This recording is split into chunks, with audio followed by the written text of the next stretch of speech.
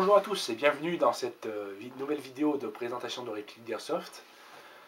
Donc j'ai toujours ma toux, hein, mais bon, comme je le disais dans la vidéo de l'USP, ça va pas m'empêcher de faire des vidéos. Voilà, j'ai juste à avoir l'air d'être surtout super enroué au niveau de la voix. Alors aujourd'hui je présente une réplique de chez WE, le modèle Toucan. Ouais, Toucan. Pas savoir où j'allais pas me demander où ils ont été chercher ce nom, j'en sais que dalle. Il s'agit en fait d'un Smith & Wesson Military and Police, donc M et P. Donc c'est un pistolet développé par Smith & Wesson pour les forces de l'ordre américaines essentiellement. C'est pas une arme extrêmement populaire, du moins en France. Parce que il fait partie de ces pistolets avec carcasse polymère chambrés dans différents calibres, un peu comme le Glock et d'autres armes, également l'USP. Et ça fait partie donc de cette grosse gamme qu'il y a sur des pistolets à carcasse polymère. Et ça se tire la bourre avec Glock, avec tous les autres.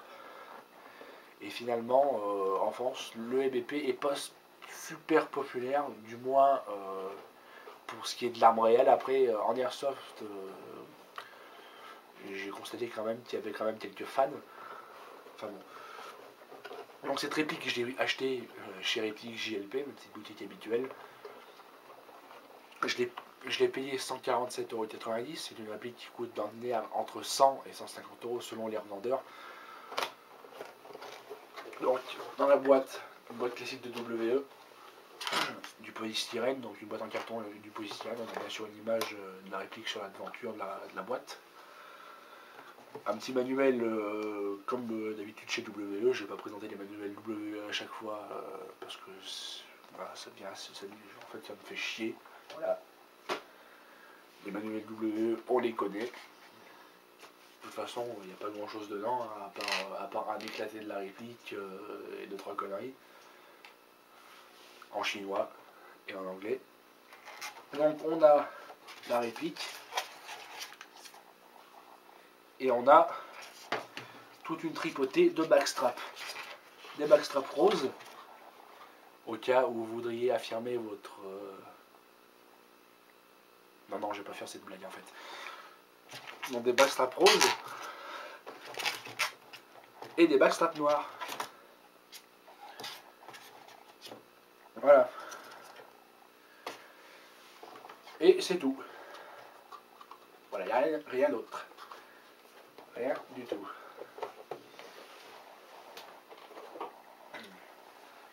Voilà donc la réplique.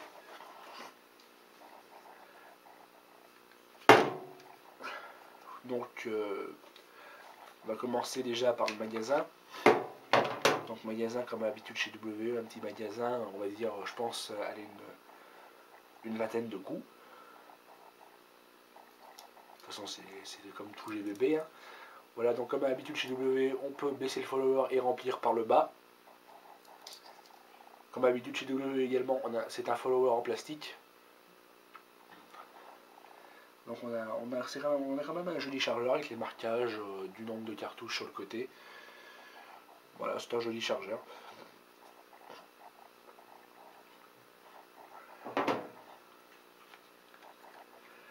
Ensuite la réplique.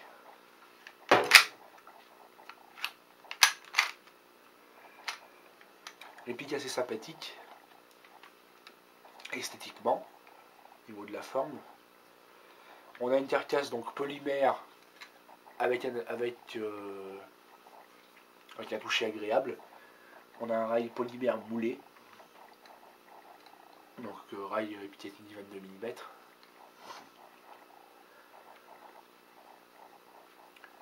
On a donc bien sûr les backstraps. Les backstraps sont dans une espèce de caoutchouc, c'est assez agréable au toucher. On a un arrêtoir qui je n'ai pas encore testé ni vérifié, mais qui me semble être réversible, puisque la réplique est en fait semble pouvoir être totalement ambidextre, parce qu'on a également un arrêtoir ambidextre ici et ici. ici, il s'agit du levier de démontage.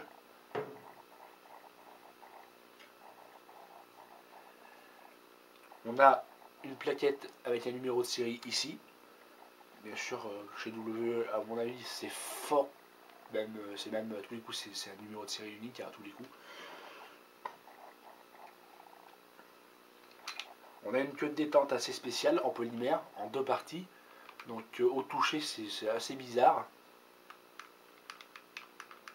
Mais bon, on s'y fait. Le poids de départ est assez léger.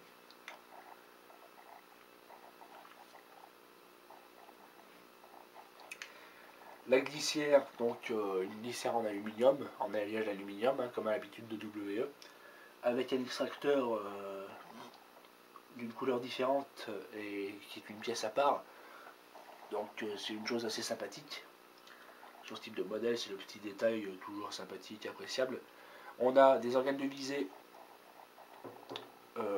phosphorescents.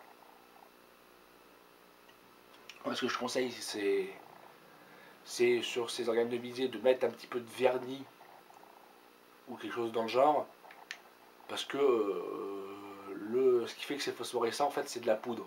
Et ça va avoir tendance, avec le temps, avec le tic, à vouloir se barrer. Un peu comme sur les organes de visée vendus en spar pour les Glock.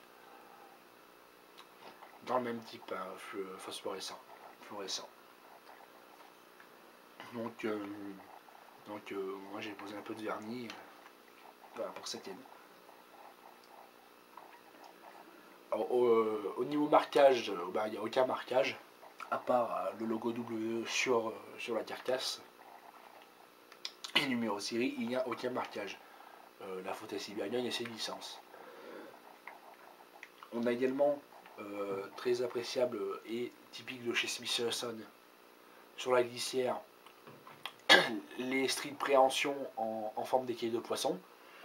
Donc ça, chose très sympathique, en forme de vague ou d'écailles de poisson, comme vous voulez. Donc en plus d'être assez bien fonctionné, de bien agripper, ça donne un côté esthétique pas négligeable. Alors après, le problème de chez WE, c'est qu'on a toujours cette peinture, notamment sur le canon. La peinture du canon est toujours aussi dégueulasse chez WE. Mais bon, les canons, à la limite, on ne se va trop chier, on vient la peinture, on les polit. Et là, pour l'instant, la peinture de la glissière a l'air de bien tenir. Voilà, c'est une peinture, je dirais, qui est similaire un peu à celle qu'on trouve sur leur Glock. Pour l'instant, ça tient. Et alors, j'oubliais aussi, on a un petit marquage ici, 9 mm. Un gros marquage 9 mm même. Et on a également, petit détail qui tue, le petit trou qui sert de témoin de cartouche chambrée.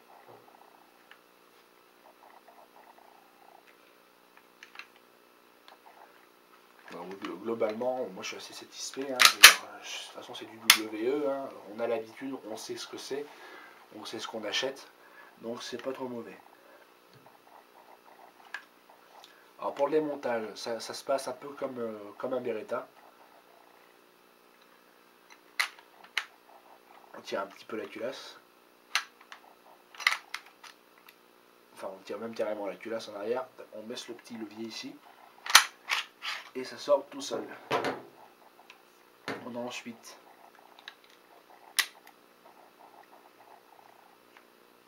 le petit guide et le canon avec le réglage du hop-up avec la petite molette ici. C'est nul. Et c'est chiant parce que il faut démonter la réplique à chaque fois pour régler le hop-up. Voilà.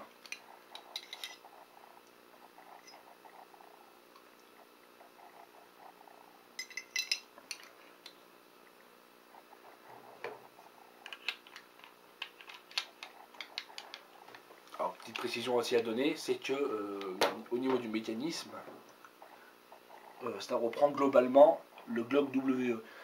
Parce que WE a développé ce Smith & Wesson M&P avant, enfin ils l'ont sorti avant Tokyo Marui, ce qui fait qu'il n'est pas pareil. C'est vraiment une réplique à leur sauce, c'est pas une simple copie.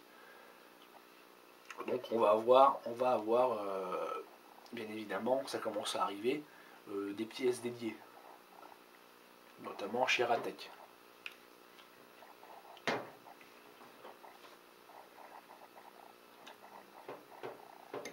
Autre petite chose aussi à préciser sur ce modèle, j'y suis, c'est que il y a des rapports selon lesquels, j'ai vu ça sur les forums, il y aurait beaucoup de modèles qui auraient eu des problèmes de full auto intempestif. Moi j'ai pas encore eu ce problème, la réplique fonctionne très bien. Après c'est peut-être sur les premiers modèles sortis. Moi je sais pas de quand date le mien, mais peut-être que WE a résolu le problème entre temps. Ça venait de... Apparemment ça vient de l'usinage d'une des pièces, mais c'est apparemment facilement rectifiable. Après moi j'ai toujours pas constaté ce problème sur le mien. Pour l'instant tout marche nickel. On remet l'hélice en place, on remet le levier et ça marche. Voilà. Donc voilà, une réplique très agréable. Il y a un léger jeu du canon.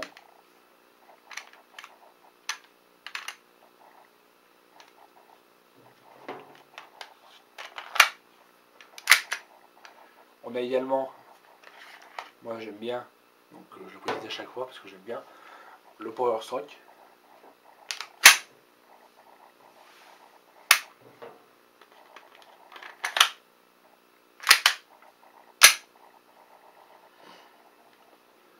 Et un kick assez important quand même. Plus important que mon Glock de chez WE. Voilà, un kick bien sec et assez conséquent pour un GVB dans la moyenne.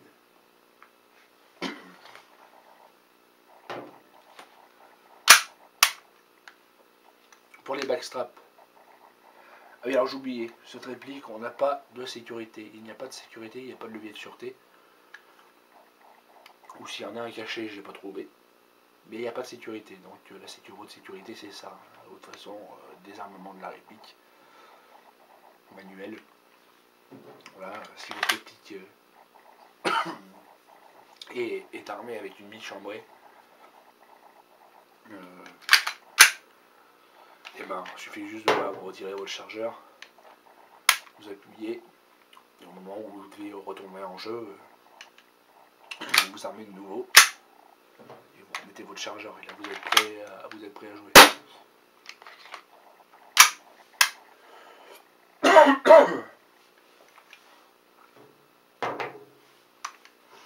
Pour changer les backstraps, très simple, on a cette pièce, on la tourne, elle sort, et il suffit juste de tirer le backstrap qui vient tout seul. Il y a plusieurs tailles, c'est marqué dessus, large, médium et small. Voilà, il suffit juste de renfiler après, de remettre la tige, il y a un détrompeur, on tourne, et voilà.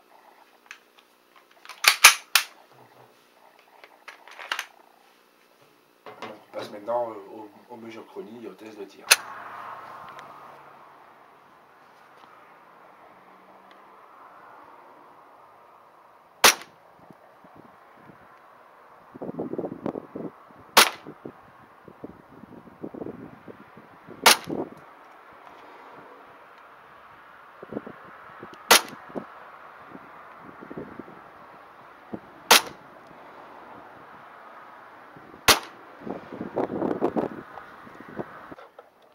Et c'est Smith M&P 15 mètres.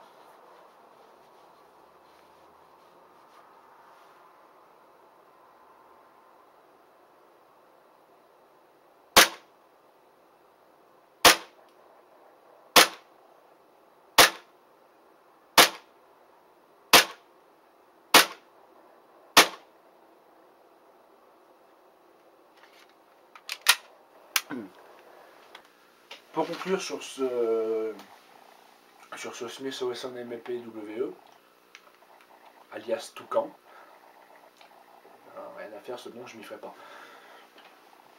Donc, dans les points positifs, on a une réplique très correcte, bon rapport qualité-prix comme d'habitude chez WE. Enfin, moi j'ai l'habitude de ça chez WE. Après, il y en a qui ont eu des problèmes, c'est bien dommage pour eux.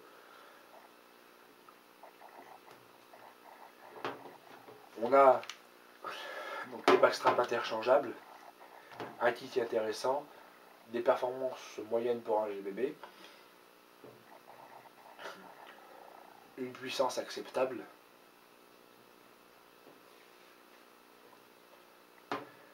et une modularité avec un sera épithétique intéressant. Après, un point négatif, on pourra quand même citer le réglage du hop-up qui nécessite de démonter toute la réplique à chaque fois. C'est chiant. Ceux qui ont des 1911 savent ce que je veux dire. On a toujours cette peinture dégueulasse, notamment sur le canon. Et bien sûr, point négatif, moi je note dedans quand même, l'absence de marquage. C'est dommage.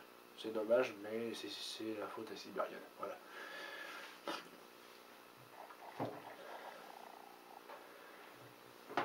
Donc pour les prochaines vidéos, je sais pas trop ce que je présenterai comme réplique. Donc là on est sur les périodes encore froides, donc je pourrais pas trop présenter de GBBR. Je pourrais pas faire le SMG8 tout de suite, je pourrais pas faire le Get PLW tout de suite. Peut-être faire un de mes AEG, peut-être, je sais pas. Je sais pas, de toute façon il y aura aussi des vidéos de tir, avec, bien sûr, donc de tir sportif avec des armes réelles. Ça viendra toujours aussi un petit peu en complément de temps en temps. Mais pour ce qui est de l'airsoft, je ne sais pas encore ce que je vais faire ensuite. Voilà. Et ben je vous dis à la prochaine. Salut.